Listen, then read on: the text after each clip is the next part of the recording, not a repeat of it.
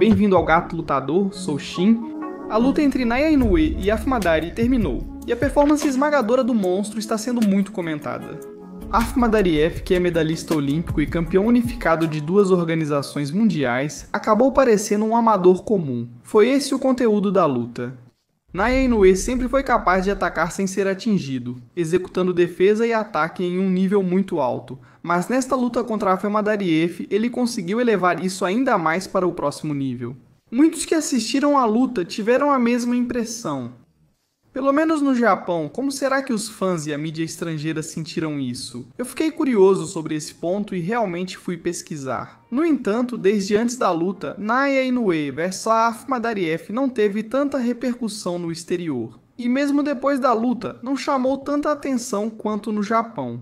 O motivo é que, no dia anterior, aconteceu aquela que foi chamada de maior luta do ano, Canelo vs Crawford.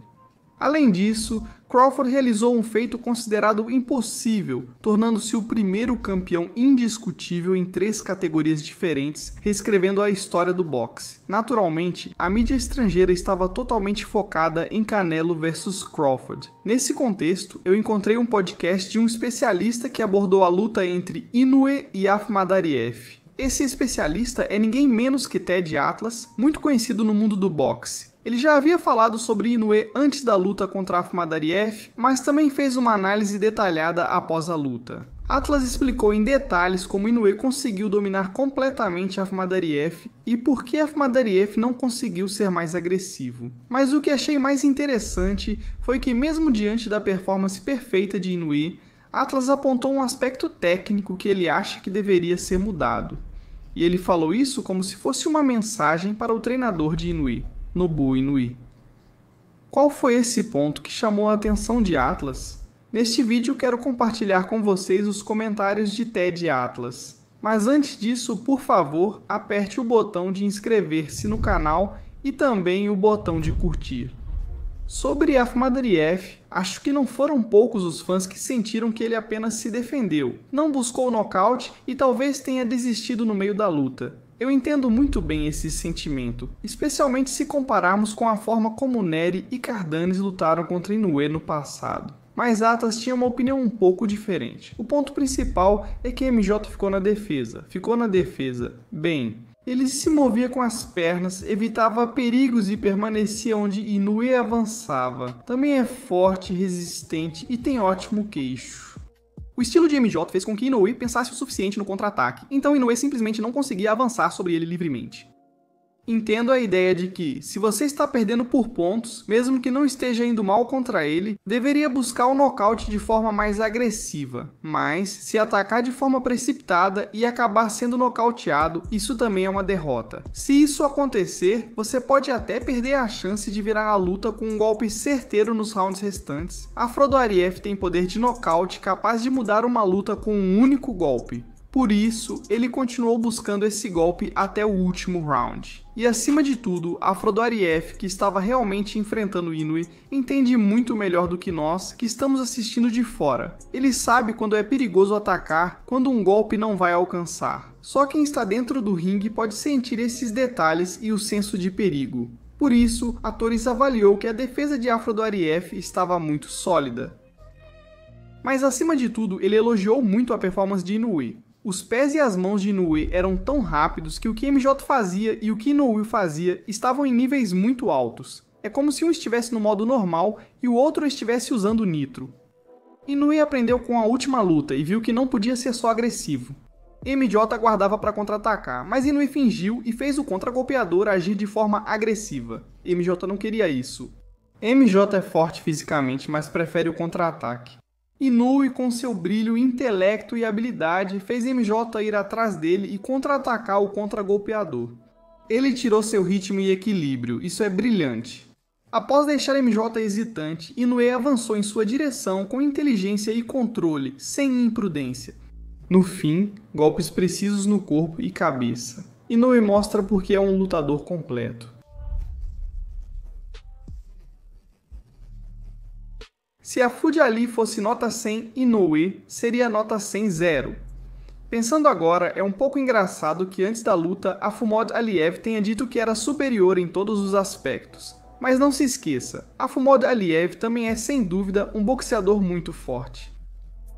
Antes da luta, Kuga afirmou que Afud Aliyev era perigoso, e após o combate alguns criticaram isso. Mas Kuga manteve sua opinião, Afud Aliyev é forte. Inoue Naoya, no entanto, foi tão superior que fez o rival parecer fraco. Isso já ocorreu em grandes lutas do passado, como Mayweather vs... Antes da luta, muitos achavam que Rick Hatton também tinha chance, mas quando a luta começou, a diferença para Mayweather ficou clara. Ou então, em lutas muito aguardadas, em que todos se perguntavam quem venceria, Crawford derrubou o adversário 3 vezes e venceu por nocaute de forma dominante. Nem Hatton nem Spence eram fracos, mas sim seus adversários, Mayweather e Crawford, eram fortes demais. E a luta entre Inoue e Afud Aliyev foi exatamente assim.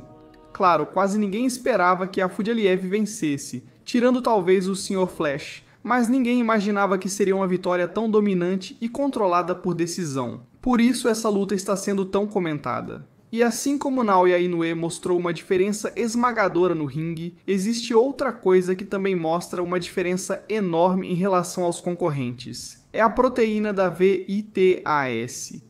Além de ser considerada o sabor mais delicioso do mundo, o equilíbrio nutricional e os macronutrientes são perfeitos. Já é usada por muitos atletas de elite. E claro, eu mesmo uso todos os dias. Para quem quer manter a saúde, para quem quer ganhar massa muscular e também para quem está tentando fazer dieta, eu realmente recomendo. Não deixe de garantir o seu VITAS pelo link na descrição. Naoya Inoue mostrou uma performance verdadeiramente perfeita. Tenho certeza de que os fãs japoneses e muitos especialistas também sentiram isso. No entanto, Ted Arias pensou um pouco diferente. Embora tenha elogiado a performance perfeita de Naoya Inoue, ele apontou apenas uma técnica que lhe chamou a atenção. Ele disse que seria melhor melhorar esse ponto, falando como se estivesse enviando uma mensagem para o treinador Shingo Inoue. Vou te dizer uma coisa, o pessoal do Inoue e o pai dele estão fazendo um ótimo trabalho, mas é melhor fazer seu filho parar de recuar com as mãos baixas e o queixo levantado. Alguns golpes fortes passaram a poucos centímetros dele, e à medida que ele envelhece, esses centímetros vão desaparecer. Eu vi isso. À medida que envelhecemos, a velocidade de reação inevitavelmente diminui. Acredito que era justamente essa parte que preocupava Andreas. Boxeadores tailandeses que dependem de velocidade e explosão geralmente têm dificuldades com o passar dos anos. Golpes que evitavam com reflexos na juventude, após os 30 anos um pequeno atraso pode ser perigoso e trazer graves consequências. Veja o caso de Roy Jones Jr. Há muitos exemplos de lutadores como Amol Khan que se orgulhavam de uma velocidade avassaladora, mas perderam desempenho à medida que essa velocidade diminuiu. Por isso, faz sentido que um grande treinador como Andreas aconselhe a corrigir esse ponto, e acho que não custa nada pensar sobre isso. No entanto, olhando para a luta real, houve várias vezes em que Akhmad Aliyev tentou acertar um gancho na direção em que Inoue estava girando, mas Inoue conseguiu escapar várias vezes com o Sleeping Away. Para o adversário, o golpe que parecia que ia acertar acaba errando feio. E para quem assiste, mesmo sendo uma defesa, é algo muito chamativo e marcante. Assistindo novamente Inoue vs Akhmad Aliyev, percebi que Naoya Inoue é um lutador que consegue fazer a defesa parecer estilosa. Ele se move em super velocidade mantendo um equilíbrio perfeito, por isso, até mesmo técnicas básicas como um simples jab direto, seguido de um passo para trás, parecem incrivelmente bonitas. Isso não é incrível? O que vocês acharam das técnicas defensivas que Naoya Inoue mostrou? E como se sentiram ouvindo a Nightship análise de Terry Ars? Por favor, contem nos comentários. E não se esqueçam de se inscrever no canal e dar um like. Apertem o botão de curtir também. Eu sou Haru Gensu, até a próxima. Tchau!